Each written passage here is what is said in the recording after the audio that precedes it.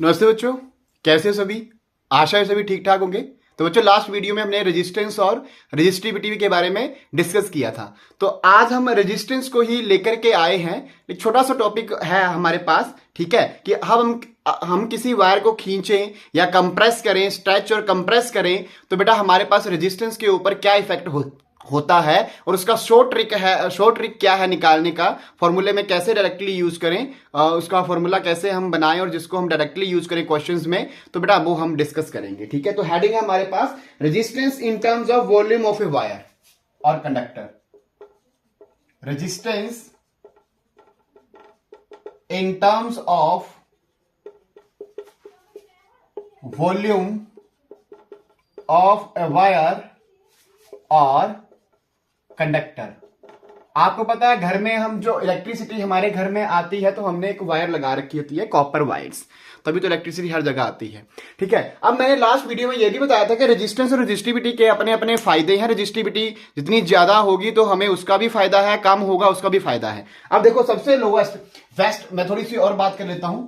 जो सिल्वर है ना, silver is the best conductor of electricity, best conductor of electricity.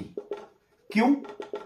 क्योंकि इसकी जो रेजिस्टिविटी होती है सिल्वर की बेटा, तो सिल्वर की रेजिस्टिविटी आपके पास है 1.6 इंटू 10⁻⁻8 ओम मीटर। ठीक है, और वहीं पर जो अलॉय होते हैं हमारे पास, अलॉयस, जैसे हमारे पास मैंगनीन है, मैंगनीन, ठीक है, नाइक्रोम, ये हमारे पास अलॉय है। ठीक है, जो मैंगनीन है आपके पास, it is the mixture of copper, manganese and nickel.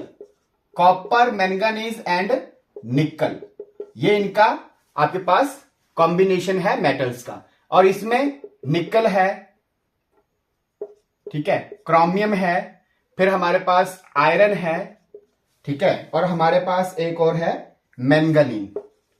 ये इसका मिक्सचर है नाइक्रोम का, जिसको हम हीटर्स में यूज करते हैं। कहां पे? हीटर्स में यूज करते हैं, हीटर्स में, यूज्ड इन हीटर्स। अब आप देखें कि हमारे पास इंसुलेटर्स भी होते हैं। इंसुलेटर्स, इंसुलेटर्स में क्या क्या है हमारे पास? जैसे वुड है, वुड का हमारे पास रेजिस्टिविटी देखें आप, वुड की रेजिस्टिविटी, तो वुड की रेजिस्टिविटी होती है 10⁸8 टू 10⁻11, बहुत ज्यादा रेजिस्टिविटी है। ग्लास, ग्लास की भी रेजिस्टिविटी 10⁻10 टू 10⁻14। ठीक है, ये हमारे पास इंसुलेटर्स है। अब प्लास्टिक भी है, ठीक है। अब इनका यूज देखो बेटा, समझो थोड़ा कि क्यों हम हमें, देखो जिसकी रेजिस्टिविटी कम है, बेस्ट कंडक्टर ऑफ इलेक्ट्रिसिटी, मतलब इलेक्ट्रिसिटी को अपने में से पास होने देगा इजिली, तो सिल्वर। लेकिन हम बेसिकली यूज करते हैं कॉपर और aluminium for the electricity transmission. क्यों सिल्वर को क्यों नहीं करते? अब कॉपर की भी आप वैल्यू लिख लें तो 1.62, कॉपर की जो रेजिस्टिविटी है 1.62 इंटू 10⁻⁻8 है, और एल्यूमिनियम की 2.6 इंटू 10⁻⁻8। ठीक है, अब इसकी मैंगनीन की है हमारे पास, मैंगनीन की भी हम रेजिस्टिविटी लिख लेते हैं 44 इन 10⁻⁻6, और नाइट्रोम की है बेटा 100 इंटू 10⁻⁻6। ये ठीक है।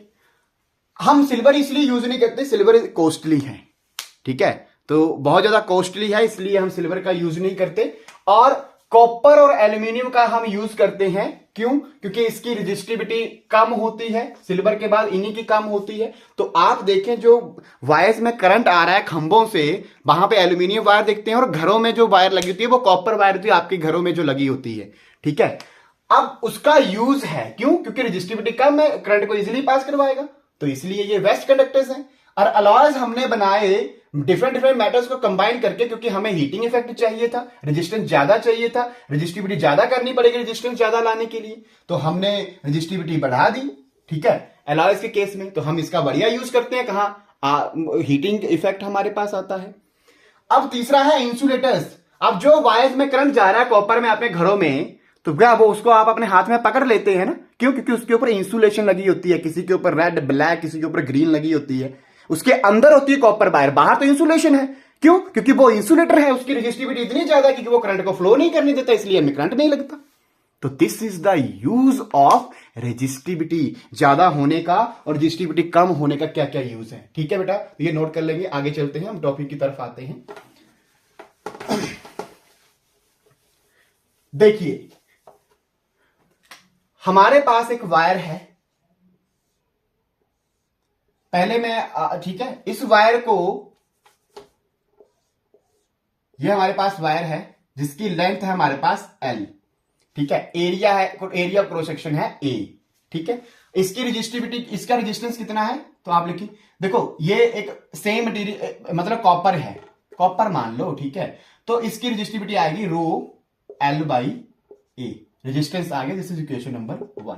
अब इस कॉपर वायर को मैंने खींच के लंबा कर दिया, तो बेटा खींच के लंबा किया तो लेंथ बढ़ जाएगी। तो लिखा, लेकिन बेटा एक और बात, चलो लेंथ होगी L डैश, तो एरिया भी तो घटा।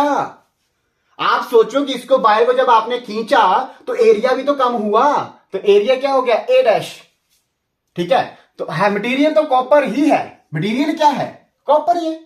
अब न्यू रेजिस्टेंस क्या है, R dash is equal to rho L dash by A dash, ये आएगा new resistance. This is equation number 2। अब बेटा सुनो, जब ये वायर थी तो इसका कुछ वॉल्यूम है, लेट अस सपोज वॉल्यूम होगा V। अब आपने इसको खींच के लंबा कर दिया तो क्या इसका वॉल्यूम चेंज हो गया? सोचो सोचो सोचो, क्या वॉल्यूम चेंज हो गया? सेम वायर है, इसको इतनी वायर को आपने खींच के क्या कर दिया, लंबा कर दिया। हाँ, एरिया कम हुआ लेकिन वॉल्यूम तो यहां भी सेम होगा, मतलब वॉल्यूम कंजर्वेशन लग सकता है यहां पे। आपको पता है वॉल्यूम इक्वल टू क्या होता है, area into length. This is the formula for volume. यहां पे एरिया A था, लेंथ L थी, तो आपके पास एरिया इक्वल हो जाएगा वॉल्यूम ओवर लेंथ।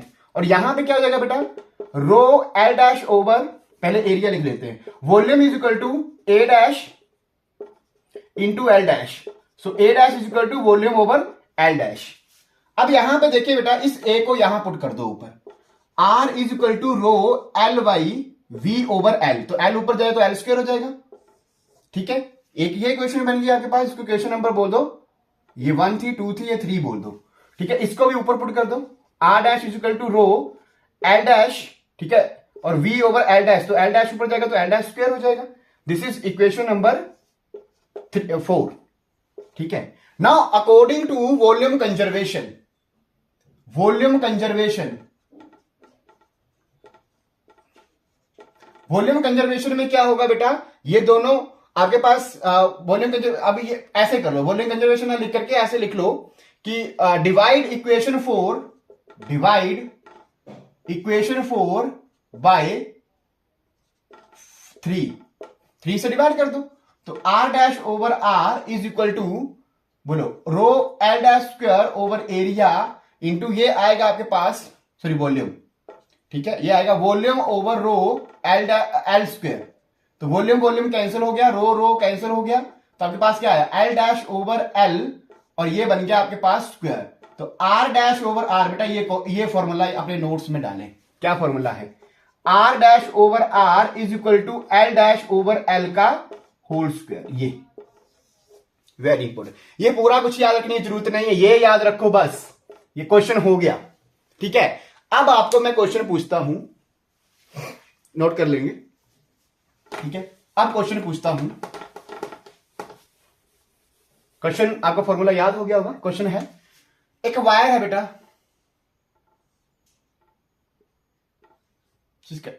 इसकी लेंथ थी L। ठीक है, आपने इसको क्या किया, खींचा और लेंथ को डबल कर दिया। लेंथ क्या होगी, डबल होगी, मतलब L डैश बराबर हो गया 2L। अब आपको बोलता है कि रेजिस्टेंस में कितना चेंज हुआ। मान लेट अस सपोज इसका रेजिस्टेंस था 10 ओम, शुरू में रेजिस्टेंस था 10 ओम। आपको बोलता है न्यू रेजिस्टेंस फाइंड आउट करो, तो सीधा फॉर्मूला लगाओ बेटा, R dash over R is equal to L dash कितना हो गया, बोलो, L डैश ओवर L का स्क्वायर। L डैश मतलब 2L, L डैश इसका 2L ओवर, और इनिशियल लेंथ कितनी थी L, तो ये इसका स्क्वायर है, ये कैंसिल हो जाएगा, तो R dash over R is equal to 4, 2 का स्क्वायर होगा 4, तो R dash is equal to 4 into R, तो 4 इंटू R कितना है 10, तो कितना रेजिस्टेंस हो गया 40 ओम। देख लो लेंथ बढ़ी तो रेजिस्टेंस बढ़ गया, देखो 10 था और कितना हो गया 40 ओम हो गया लेंथ बढ़ने से। अब उल्टा कर देते हैं इसको, इसी क्वेश्चन को उल्टा कर देते हैं। उल्टा क्या करना है कि अब आप लेंथ को कंप्रेस कर दिया, पहले आपने खींचा तो लेंथ को कंप्रेस कर दिया, अब जब कंप्रेस किया तो बेटा एरिया बढ़ जाएगा, और जब एरिया बढ़ जाएगा देखो लेंथ कम हो रही है, कितना कर दिया लेंथ को हाफ कर दिया, ठीक है। तो आपको बोलता है न्यू रेजिस्टेंस निकालो, तो क्या है R डैश ओवर R, ठीक है, L डैश ओवर L का स्क्वायर, L डैश कितना है L बाई 2, यही है ना L बाई 2, और नीचे क्या है L, तो ये स्क्वायर है इसका, L से L कैंसिल, 1 बाई 2 का स्क्वायर, तो कितना हो गया 1 बाई 4, तो R dash is equal to 1 by 4 into R means 4 R by 4 that is 4, 2.5 ohm. देख लो अगर आपने लेंथ को कम किया, हाफ कर दिया लेंथ को, तो रेजिस्टेंस आप देख रहे हैं हमारे पास जो रेजिस्टेंस था वो 10 ओम था, उसका देखो कितना रह गया 2.5 ओम रह गया, ठीक है। तो ये बेटा हमारे पास है कि रेजिस्टेंस बढ़ेगा, और अगर स्ट्रेच करोगे कंप्रेस करोगे तो आपके पास क्या चेंज होने वाला है, इसके बारे में मैंने को बताना था। छोटा सा टॉपिक था जो कि मैंने आपके साथ डिस्कस किया। तो आज के लिए इतना ही, धन्यवाद, जय हिंद।